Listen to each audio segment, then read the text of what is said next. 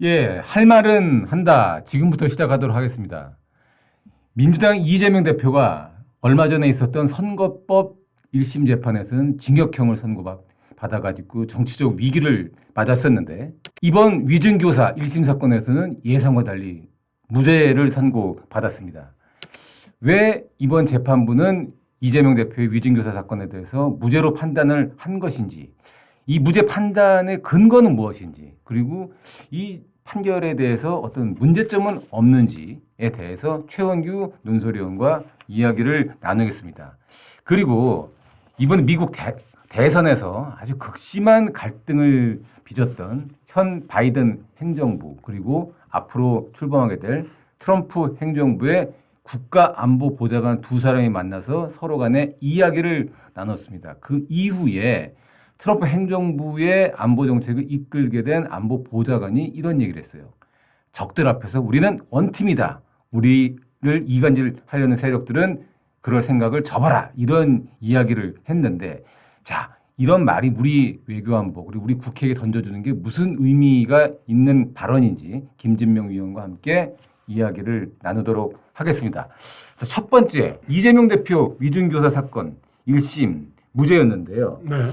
자, 뭐 좀 복잡하지만 이번 사건 어떻게 시작이 돼서 어떻게 전개가 돼서 오늘 재판까지 이어진 겁니까? 참 이게 설명하자면 참 긴데요. 이게 벌써 한 20년 전으로 이제 거슬러 올라갑니다. 2002년도에 그 이재명 대표가 그 당시 성남시장이던 김병량 성남시장의 개발 비리를 취재하겠다고 해서 그 KBS PD하고 짜고 검사를 사칭해서 그 김 시장한테 취재를 하죠. 김 시장을 취재를 했다가 결국 그게 들통이 나서 벌금 150만 원을 선고받습니다. 그런데 2018년 경기지사 선거 때 이재명 대표가 나오지 않습니까? 그럼 벌써 그 사이에 거의 20년의 시간이 훅 그렇죠. 지났죠. 예. 그때 방송 토론회에서 이 대표가 당시 그 검사 사칭 사건은 내가 누명을 쓴 거다라고 그 얘기를 합니다. 근데 검찰은 이게 또 허위사실 공표다. 왜 누명을 쓴 거냐. 당시 검사 사칭한 거 맞고 KBS PD하고 짜고 한 것도 맞고 다 맞는데 왜 이거 누명을 썼다고 하냐. 그래서 다시 기소를 합니다. 다시 기소를 하는데 그래서 재판을 받게 되니까 이 대표가 그 당시에 그 당시 사건의 핵심적인 증인이라고 할 수 있는 김병량 전 시장의 수행비서 김진성 씨에게 자기에게 유리하게 증언을 해달라고 요구를 한 겁니다. 근데 그것이 사실은 그렇게 해서 결국 이 사건은 무죄가 됩니다. 그 무죄가 되는데 대법원까지 결국 해서 무죄를 선고받는데 이 사건이 뒤늦게 다시 드러난 거는 그 백현동 사건 때문에 또 드러납니다. 백현동 사건 때 검찰이 그 백현동 비리를 수사하지 않습니까? 근데 당시에 이제 그 브로커라고 할 수 있는 김인섭 씨, 이 대표의 측근이라고 할 수 있던 그 김인섭 씨를 수사하는 과정에서 이 김진성 씨의 휴대폰을 압수하게 됩니다. 근데 여기서 이 김인섭 씨하고 김진성 씨는 또 서로 친한 관계거든요. 같은 성남시에 있었고 그러다 보니까 이 백현동 개발에 같이 관여를 하는데 그러다 보니까 검찰이 같이 수사를 하지 않습니까? 그래서 김진성 씨 휴대폰도 압수를 하는데 거기서 이 녹취 파일이 나온 겁니다. 당시에 허위 증언을 요구하는 녹취 파일이 나온 겁니다. 그래서 검찰이 뒤늦게 수사를 해서 위증교사로 기소하게 된 그런 사건입니다. 그렇습니다. 아주 지금 뭐 간단하게 정리를 했지만 2002년도에 발생한 사건과 관련해서 2018년도에 이재명 당시 경기지사 후보가 허위사실을 공표를 했다고 해서 선거법으로 기소가 돼서 선거법 재판을 받게 되는데 이때 결정적으로 이재명 대표가 무죄를 받는데 도움을 준 증언을 해준 사람이 김진성이라는 사람입니다. 이건 누명을 썼던 거다. 이재명 당시 경기지사가 누명을 썼던 거다 했기 때문에 그렇죠. 이건 허위사실에 해당할 수 없다라고 그 유명한 권순일 대법관이 재판을 했던 이 사건의 무죄를 받는데 결정적인 증언을 했었는데 나중에 보니 이재명 대표가 이 김진성이라는 사람에게 좀 나에게 유리한 증언을 해달라고 얘기했던 녹취 파일이 발견이 되고 발견되면서 이 김진성이라는 분이 그때 내가 거짓말을 한 게 위증을 한 게 맞다라고 이 검찰 수사에서 증언까지 해버리죠. 그렇죠. 그렇게 되면서 검찰은 녹취 파일도 있겠다. 위증을 했다라는 사람이 나는 위증을 했다라고 진술까지 했겠다. 그리고 이재명 대표가 시켰다라고 얘기까지 하고 있는 와중에서 이번에 이 얘기를 걸어서 위증교사 사건을 걸었는데 재판부의 판단은 위증한 건 맞다. 그래서 벌금 500만 원 선고를 했습니다. 근데 위증한 건 유죄인데 위증을 해달라고 지시한 교사한 이재명 대표는 무죄다. 이렇게 판단을 했기 때문에 좀 논란이 되고 있는데요. 그렇습니다. 왜 위증한 건 유죄인데 위증 교사를 한 건 무죄가 된 건가요? 그 재판부 얘기는 그 주장은 고의가 없었다. 고의가 없었다. 그러니까 이 대표의 고의가 없었다. 그리고 그 정황상 구체적인 요구를 하지 않았다. 뭐 이런 여러 가지 이유를 들었는데 참 납득하기가 좀 어려운 부분이 있습니다. 지금 사회자도 얘기했지만 통상적인 위증 사건에서는 그 보통은 정황 증거로 보통 위증 교사를 판단합니다. 왜냐하면 위증을 교사하면서 예컨대 뭘 증거를 남기지 않지 않습니까? 대부분이 뭐 말로 한다거나 뭐 이런 정도 하는데 이거는 이 사건은 특이하게 김진석 씨가 녹음을 했던 녹취 파일이 나온 거거든요. 그래서 대부분의 사람들이 이거는 뭐 유죄 가능성이 굉장히 높다라고 봤는데 재판부 입장에서는 크게 봐서는 구체적으로 어떤 위증을 해달라고 요구하지 않았다.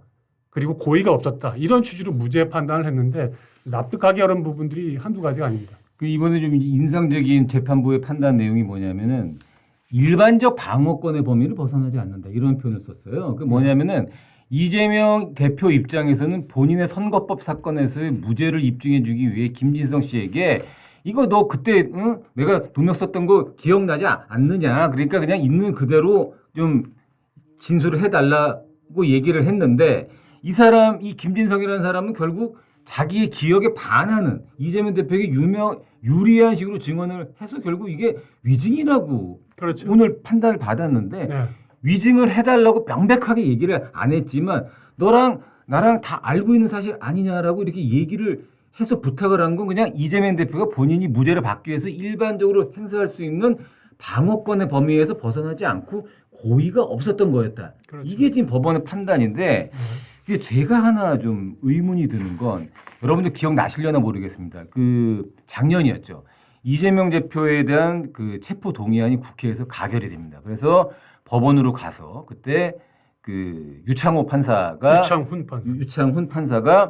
이 체포 동의안을 최종적으로 기각을 해서 이재명 대표가 이 구속을 면하게 되는데 그때 기각을 하면서도 이 위증교사 부분에 대해서는 혐의가 소명된 것으로 보인다라고 그렇죠. 해서 사실상 유죄 취지의 어떤 이런 판단들을 했었는데 그렇죠. 이번에 또 그게 또 뒤집어졌어요. 네.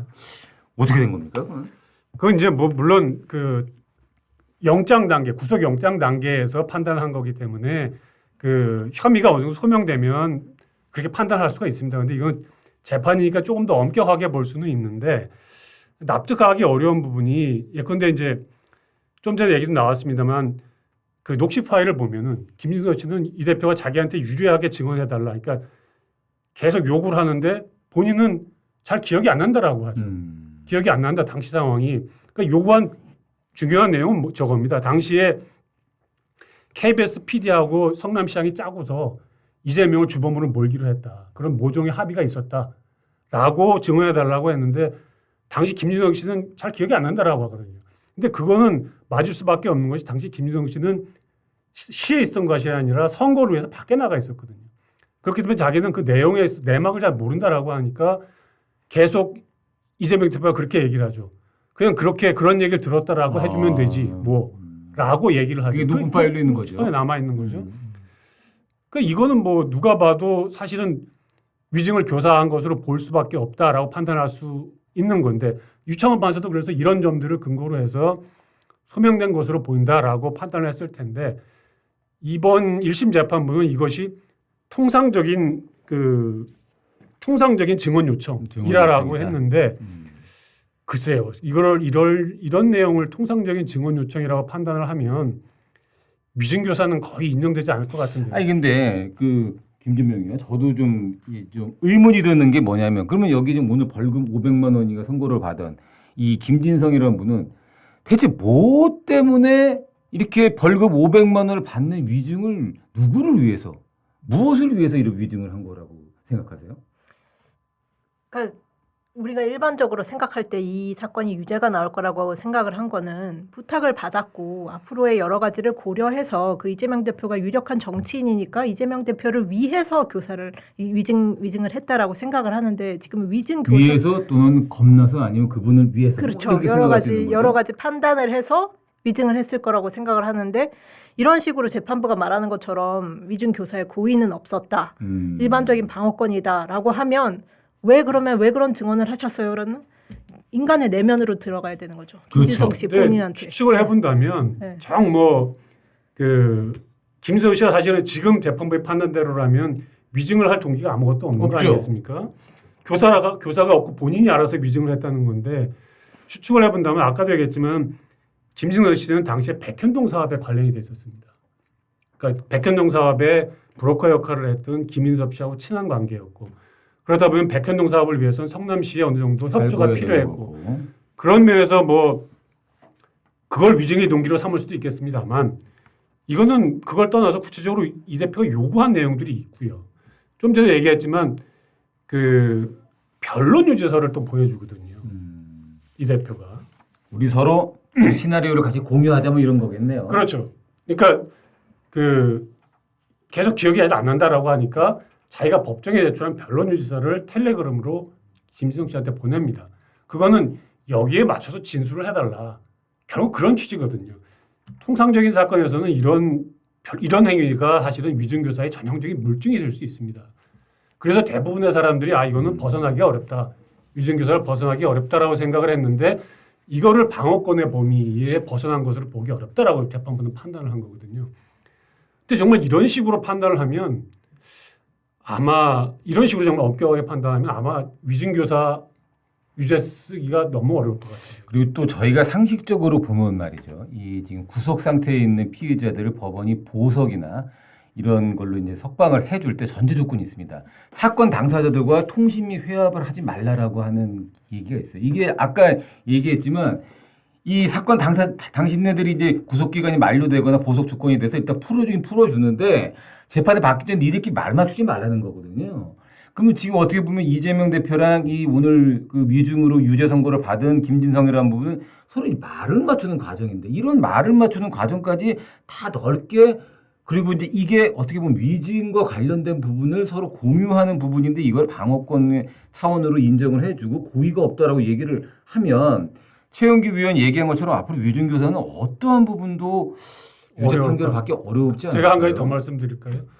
그러니까 이분이 이제 김진성 씨가 본인이 이제 계속 요구받은 내용들을 진술서 초안을 씁니다. 그래서 그걸 이 대표 측에 보냅니다. 그 비서실장을 통해서. 근데 거기다 대고 이제 조금 더 구체적으로 유리하게 증언해 달라는 취지의 요구를 이 대표 측에서 합니다. 그래서 거기에 맞게 또 씁니다. 이런 정도를 통상적인 방어권의 범위로 본다면 참 저는 좀 납득하기 어려운 부분이 있습니다. 그렇습니다. 지금 제가 좀 개인적으로 좀 인상 깊게 생각하는 부분은 뭐냐면 결국 이 김진성이라는 분의 위증 때문에 이재명 대표가 2018년도 경기지사 후보 방송 토론에서 나왔던 허위 사실을 공표한다는 이 부분에 대해서 무죄 선고를 받는데 결정적인 기여를 했던 증언이었고요. 이것 때문에 이재명 대표가 지난 대선에 출마까지 할 수가 있었습니다. 그때 아마 대법원에서 권순일 대법관이 유죄를 선고했으면 이재명 대표는 아예 그 대선에 출마할 수 있는 자격 자체를 박탈당했는데 거의 정치적으로 사망 위기에 있었던 이재명 대표를 부활하게 해줬던 재판에서 이재명 대표의 무죄를 도왔던 증언이 위증이 됐고 이 위증은 유죄 선고를 받았는데 이거의 최대 수혜자인 이재명 대표가 한 행위는 위증교사가 아니다라는 결론이 난 게 오늘 판결의 핵심이었는데 자, 이 부분은 어떻게 풀어갈지는 이제 이번은 1심으로 이렇게 끝나는 거고요. 네. 네, 그러니까 얼마 전에 1심 선거법 재판은 징역형의 선고가 됐었고 예상했던 것보다 보통 저희가 벌금형 정도에서 얼마 정도의 범위 내에서 나올 거라고 그렇습니다. 예상했던 선거법은 훨씬 강한 징역 1년에 집행유예 2년이었나요? 네네. 그렇게 나왔고 오늘 야 이거 누가 봐도 이거는 유죄를 피하기 어렵다라고 생각했던 위증교사 사건은 모두의 예상을 거의 뛰어넘는 무죄 선고가 나왔습니다. 앞으로 이재명 대표에게 남은 그 재판은 크게 보면 세 가지가 있는데요. 이화영 전 경기도 부지사가 그 지금 받고 있는 대북 불법 송금 사건 관련된 대북 불법 송금 관여 문제가 네. 있고요. 그리고 수천억 원의 배임 혐의를 받고 있는 대장동 비리 사건이 있습니다. 그리고 최근에 추가적으로 기소가 된 법카 사건 이 5개의 재판이 동시에 진행되고 있는데 일단 하나는 징역형, 하나는 무죄, 그리고 나머지 3개의 재판은 진행되고 있기 때문에 앞으로 이재명 대표가 어떻게 이 사법적인 문제들, 재판에서의 위험성을 넘어갈지 아니면 또 다른 위험에 빠지게 될지는 계속 재판을 나눠 해봐야 됩니다. 근데 지금 이제 나눠볼 얘기는 뭐냐면 오늘 정치권에 지금 제가 이제 지금 사회자가 했던 얘기 중에 조금 더 부연 설명을 하고 싶은 게 그 지난 정권 때 내렸던 대법원 무죄 판결 부분이에요. 그게 그 이 대표 관련해서 이제 서너 가지가 기소가 됐는데 조금 전에 얘기했듯이 그 이 사건, 검사 사칭 사건과 관련된 그런 하나가 있었고 또 하나가 친형을 정신병원에 강제 입원시키지 않았다라고 허위 발언해서 기소된 사건이 있었죠. 크게 2개였죠. 근데 그 사건이 결국 무죄가 됐죠. 항소심에서는 친형 정신병원 입원시키지 않았다. 그게 허위 사실이라서 벌금 300만 원을 선고했는데 그 아까 말한 그 권순일 대법관이 주도해서 결국은 이건 TV 토론에서 한 발언은 허위 발언으로 보기 그렇죠. 어렵다라고 해서 그 무죄를 선고했는데 그때 이 사건도 같이 판단을 받은 겁니다. 근데 이거는 1, 2, 3심 다 무죄가 선고됐던 거거든요. 검사 사칭 부분은. 근데 만약에 이때 위증이라는 것들이 그때 나왔었고 이게 만약에 거짓말이라는 게 그때 나왔었다면 저는 이때의 대법원 판결도 좀 달라지지 않았을까라는 생각을 합니다. 그래서 제가 개인적으로 상당히 의문이 많이 간다는 부분이 맞습니다. 그겁니다. 맞습니다. 예. 그렇게 되면 상당히 만약에 그때 당시에 그래서 그 유죄 판결이 나오고 그랬으면 이 대표는 대선도 못 나오게 되는 그런 사건이었는데 그런 측면에서 본다면 이 사건 위증은 상당히 중요한 의미를 갖고 있는 거거든요. 선거법 사건에서 무죄를 받게 하는 결정적인 증언이었는데 그게 위증이었다라는 그렇죠. 거였는데. 근데 위증 교사는 또 그렇죠. 인정을 안 한 그런 형태가 돼서 사실 법원이 그 정치인들의 어떤 거짓말, 위증 교사라는 것도 결국은 이제 위증 교사라는 게 거짓을 거짓으로 덮는 거거든요. 그렇지 않습니까? 결국 다 크게 봐서는 거짓말들인데 법원이 정치인들의 거짓말에 대해서 너무 관대한 거 아닌가. 판결 자체가. 그런 생각을 하지 않을 수 없습니다. 예. 정치권의 반응이 상당히 대조적입니다. 얼마 전 그 선거법 1심에서 징역형을 받았을 때 미친 정권, 사법살인, 난리를 쳤던 민주당은 오늘 사법정의를 실현한 정당한 판결이다. 재판부에 존경을 보낸다. 이런 반응을 보였고요. 법원 앞에서 사법부 군주를 외치던 이재명 대표의 지지자들은 판결이 나오자마자 눈물을 흘리고 이 공직선거법 판결까지 바로 잡는 계기가 돼야 된다. 이렇게 환호를 했습니다. 반면 1심 재판, 선거법 1심 재판에서 사법부의 판결에 경의를 표했던 국민의힘은 오늘 사법부를 직접적으로 비난하지는 않았습니다. 재판부의 판단을 존중한다라고 얘기를 했습니다. 그러면서도 이런 얘기를 했네요. 한동훈 대표가 위증한 사람은 유죄이고 위증 교사한 사람은 무죄라는 1심 무죄 판단을 수긍하기는 어렵다. 그러나 1심 선거법 징역 판결을 우리가 존중했듯이 오늘 판결도 존중한다. 이런 입장을 냈습니다.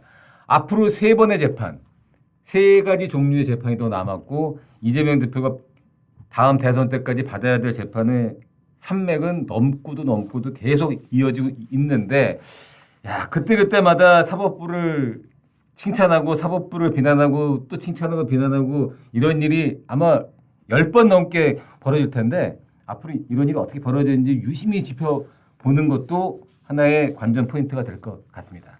이번에는 이제 미국으로 좀 이야기를 넘어가겠습니다. 김준명 의원, 지난 대선 때 이 민주당 그 해리스 후보와 트럼프 후보 간에 정말 사생결단의 싸움을 했어요. 그래서 막 이제 너 죽고 나 죽자 뭐 거의 이런 싸움을 했고 지금 네. 이 새로운 조각을 할 때도 정말 이 민주당 사람들이 너무너무 싫어하는 사람들만 나 그냥 장관 후보대로 다 이제 냈는데 이번에 아주 특이한 장면이 하나 벌어졌어요. 그러니까 지금 바이든 정부에서 안보 정책을 총괄하는 설리번 안보 보좌관 그리고 새로운 트럼프 대통령 정부에서 안보 정책을 총괄하게 될 마이클 왈츠 하원 의원 즉 안보 보좌관 내정자죠. 이 두 사람이 만난 다음에 적들 앞에 우리는 원팀이다. 아무리 적들이 우리를 이간질하려고 해도 우리는 이간질할 수 없다. 이런 얘기를 했다면서요. 네. 예.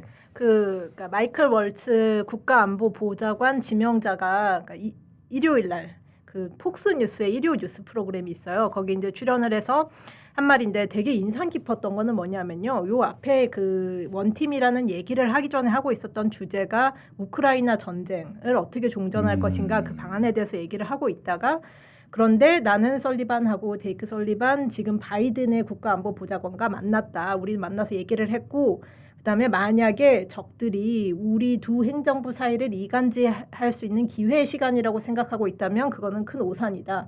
그러면서 우리는 그 핸드 인 글로브라는 표현을 썼어요. 그러니까 한 통 속이다. 우리말로 번역하면 그런 건데 우리는 완전히 긴밀하게 협력을 하고 있고 그 미국과 함께 원팀이다 이런 말을 했거든요. 근데 이 말이 인상 깊었던 게 우크라이나 전쟁에 대해서 바이든 행정부하고 트럼프 측이 완전히 입장이 다르다는 건 그렇죠. 누구나 알고 있는 사실이고요. 이제 바이든 행정부는 열심히 이제 우크라이나를 지원해 왔고 트럼프 대통령은 빨리 종전을 하고 싶어하고 이런 문제를 논의하다가 그런데 우리는 원팀이다라고 한 거는 이제 러시아라던가 또 다른 나라들 뭐 중국, 북한, 이란 이런 미국이 생각하는 적성국들이 요런 과도기를 이용해서 만약에 도발을 하거나 어떤 미국에게서 이익을 취득하려는 그런 행동을 한다면 좌시하지 않겠다는 경고를 보낸 거죠. 그래서 저는 굉장히 인상 깊었습니다. 그런 거죠. 그 김준명 위원이 얘기했던 것처럼 러시아 입장에서는요.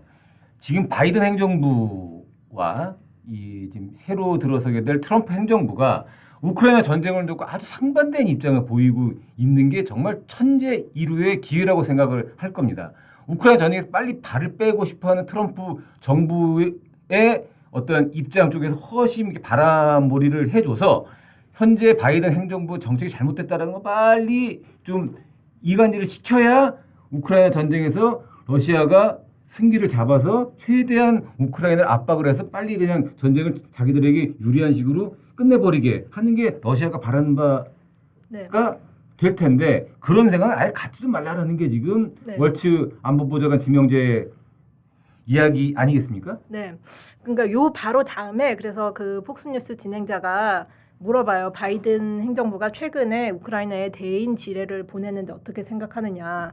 근데 요거에 대해서는 사실 월츠 지명자는 약간 비판적인 입장을 갖고 있습니다. 이게 그런데도 불구하고 말을 할 때 바이든이 이렇게 한 건 잘못이다 이런 식으로 공격하는 듯한 말을 하지 않고요. 그냥 먼저 일단 표현이 이거는 스마트 지뢰다. 그래서 우리가 미국이 이제 다른 나라에 지뢰를 안 보내지만 대인 지뢰를 보냈는데 이거는 일정 기간이 지나면 꺼지기 때문에 민간인을 다치지 않게 할 수 있는 지뢰라는 얘기를 먼저 하고요. 그 얘기를 한 다음에 그런데 이제 약간 1차 대전 때처럼 사상자가 많이 나와서 트럼프는 굉장히 걱정을 하고 있다. 그래서 이제 좀 큰 틀에서 해결을 해야 된다. 이런 말을 했거든요.